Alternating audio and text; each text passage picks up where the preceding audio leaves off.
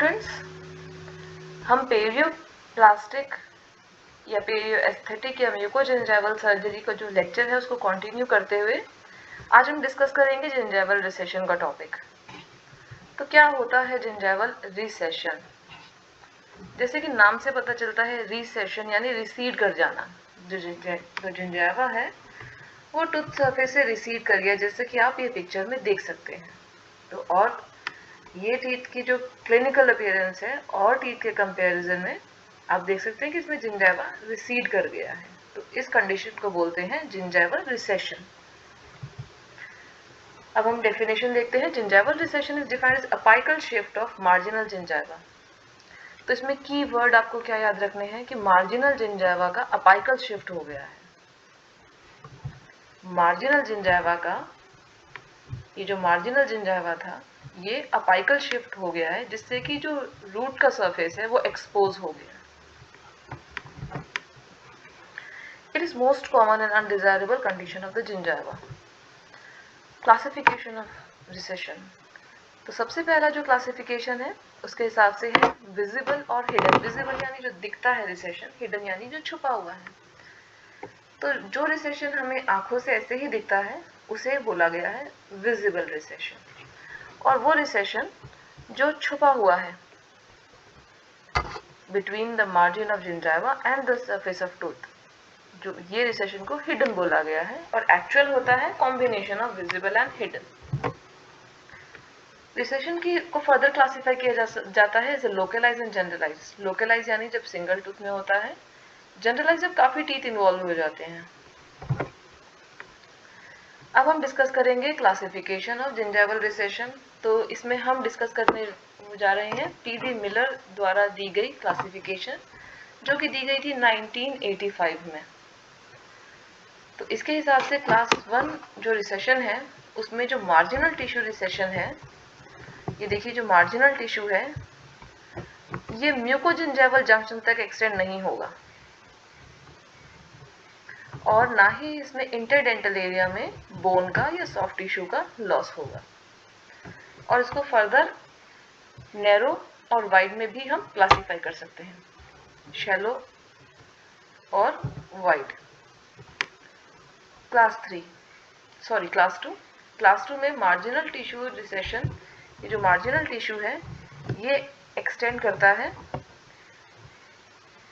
Beyond mucogingival junction. यानी म्यूकोजिंजाइवल junction, ये देखिए इसमें क्लियर कट आप डिमार्केट कर सकते हैं म्यूकोजिंजाइवल जंक्शन। ये देखिए ये म्यूकोजिंजाइवल जंक्शन है। तो ये जो रिसेशन है ये बियॉन्ड म्यूकोजिंजाइवल जंक्शन जा चुका है। और इसमें लेकिन इंटरडेंटल एरिया में अगर हम देखें तो कोई सॉफ्ट टिश्यू का लॉस नहीं है और बोन का भी लॉस नहीं है। तो आपको क्या दो पैरामीटर क्या देखने हैं कि जो रिसेशन जो मार्जिनल जिंजाइवा है वो कहाँ तक एक्सटेंड करता है और इंटरडेंटल एरिया में बोन और सॉफ्ट टिश्यू का क्या स्टेटस है। अब देखते हैं क्लास 3 की बात। क्लास 3 में मार्जिनल टिश्यू जो है वो एक्सटेंड कर गया है म्यूकोजिंजाइवल जंक्शन तक। देखिए म्यूकोजिंजाइवल जंक्शन तक एक्सटेंड कर गया है और हम इजीली मेकआउट कर सकते हैं कि इसमें इंटरडेंटल एरिया में देखिए बोन लॉस है और सिमिलरली सॉफ्ट टिश्यू का भी लॉस है। और क्लास 3 में माल पोजिशनिंग ऑफ टूथ भी हो सकती है। अब देखिए क्लास 3 और क्लास 4 में क्या फ़र्क है कि क्लास 3 में जैसा कि हमने बोला कि सॉफ्ट टिश्यू और बोन लॉस है इंटरडेंटल और माल पोजिशनिंग ऑफ टूथ है। अब क्लास 4 में सीवियर आ जाएगा। ये देखिए marginal tissue recession extend to और बियॉन्ड म्यूकोजिंजाइवल जंक्शन और severe bone loss or soft tissue loss in interdental area and severe malpositioning of teeth will be there. तो इस तरह से आप क्लास 3 और क्लास 4 के बीच में डिफरेंशिएट कर सकते हैं।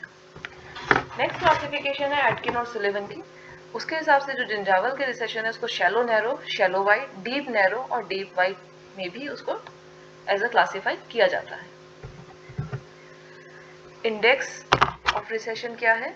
तो इंडेक्स बहुत सारे इंडेक्स हैं, उसमें से आप कोई भी अपने हिसाब से जो सूटेबल लगे, Smith index of recession, Norland and Turno या कायरो या as given by the Ashish Kumar, आप कोई भी उसको लिख सकते हैं। अब ईटियोलॉजी की बात करते हैं तो उसमें सबसे पहले हम डिस्कस करेंगे age. Gingival recession is associated with age. It is associated with faulty tooth brushing technique, tooth malpositioning, gingival inflammation, abnormal frenum attachment, trauma from occlusion, as well as it is also associated with deleterious habit. Few deleterious habit, जैसे कि इसमें gingiva को पोक करते रहना, तो ये सब रीजन है जिससे कि जिंजाइवा का रिसेशन होता है. तो क्लिनिकली कैसे एग्जामिन करना है हमको? हमें पेरियोडोंटल प्रोब लेना है और डिस्टेंस मेजर करना है मार्जिनल जिंजाइवा से सीमेंटो एनामल जंक्शन तक. तो ये देखिए जो प्रोब है, प्रोब हमें मार्जिनल जिंजाइवा पर प्लेस करना है और हमें डिस्टेंस देखना है कि मार्जिनल जिंजाइवा से सीमेंटो एनामल जंक्शन कितना डिस्टेंस है. तो इस तरह से हम रिसेशन को मेजर करते हैं. क्लिनिकल सिग्निफिकेंस क्या है रिसेशन का? देखिए जब रूट एक्सपोज हो रहा है, जो रूट है उस पर जो जिंजाइवा था वो चला गया है, रूट एक्सपोज हो गई है, that means it is susceptible to caries. अब रूट केरीज होने के बहुत ज़्यादा चांसेस हैं. अब्रेजन और erosion of cementum, expose dentin surface जिससे कि सेंसिटिविटी हो सकती है. हाइपरीमिया ऑफ पल्प, जो पल्प है वो हाइपरीमिक हो सकता है और प्लाक एक्यूमुलेशन ज़्यादा होगा और लॉन्ग क्लिनिकल टूथ, और क्लिनिकली टूथ जो है वो दिखने में लॉन्ग लगेगा as compare to adjacent teeth, क्योंकि उसका जिंजाइवा चला गया है. तो उसके क्या कॉन्सिक्वेंसेज होंगे? उसके एस्थेटिक कॉन्सिक्वेंसेज होंगे कि वो टूथ लॉन्ग अनअट्रैक्टिव दिखेगा, क्योंकि वो लॉन्ग दिखेगा. जिंजाइवल ब्लीडिंग और होगी क्योंकि उसमें प्लाक एक्यूमुलेशन होगा, प्लाक रिटेंटिव फैक्टर की तरह वो वर्क करेगा. हाइपर सेंसिटिविटी हो सकती है एक्सपोज रूट होने की वजह से, और वो ससेप्टेबल है केरीज के लिए. तो ट्रीटमेंट में हम देखेंगे नॉन सर्जिकल और सर्जिकल ट्रीटमेंट में इसको हम डिस्कस करेंगे कि इसकी क्या नॉन सर्जिकल और सर्जिकल ट्रीटमेंट होती है. तो ये हम डिस्कस करेंगे नेक्स्ट लेक्चर में. Thank you so much.